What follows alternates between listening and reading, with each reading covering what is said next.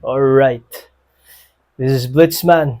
And today mga pare, bibigyan ko kayo ng dalawang solid na tips kung paano kayo makakatulog ng mas maaga at mas mahimbing sa gabi.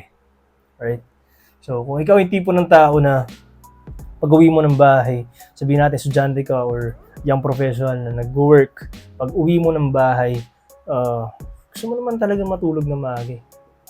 So, kakain ka maaga, hihiga ng maaga, patay na agad yung ilaw, kapikit ka na, kaya hindi ka makatulog.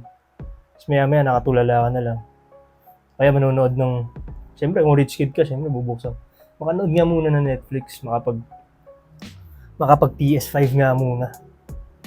O kaya, kukunin yung phone.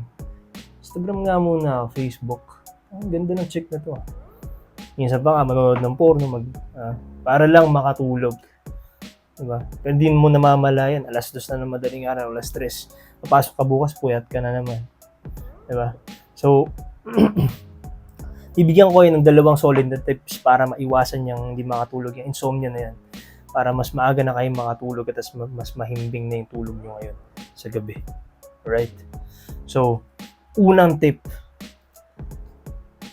kung hindi nyo pa ginagawa to, mag-umpisa na kayong mag-workout. Engage in any physical activity, in any physical exercise. Right? Pag kasi hindi ka makatulog sa gabi, ibig sabihin nun, marami pang energy reserve yung katawan mo. Marami pang reserba yan ng energy.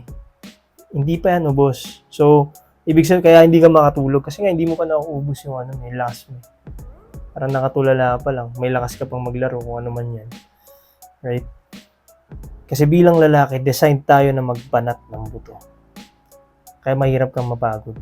Hindi ko pinag-uusapan dito yung mga yung mga may sakit or may long-term na sakit, pagdating may sira sa energy levels. Pinag-uusapan natin dito yung mga normal na lalaki, ng mga batang lalaki, yung professionals, na ayun nga, hindi makatulog ng maaga sa gabi. Kahit gustuin nila, hirap sila.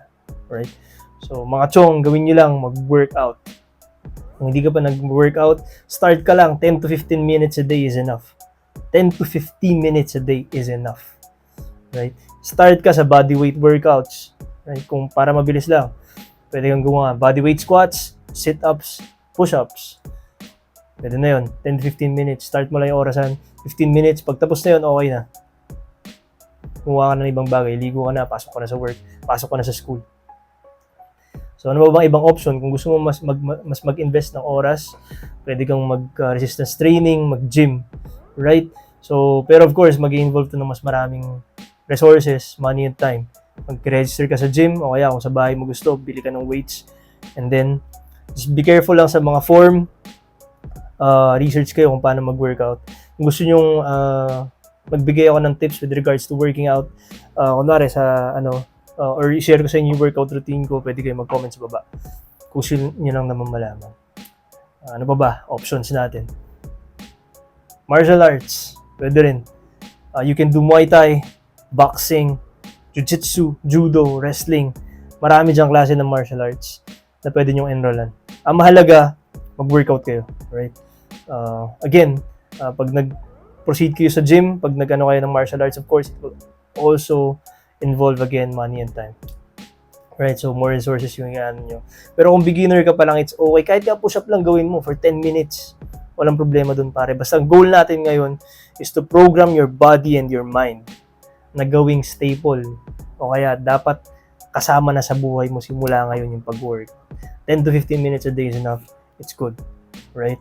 Sabi nga ni Socrates, yung Greek philosopher, di ba sabi niya, it is a shame for a man to grow old without seeing the beauty and strength of which his body is capable. Ay, napakahabang English. Ibig lang sabihin nun, pare, mag-workout ka.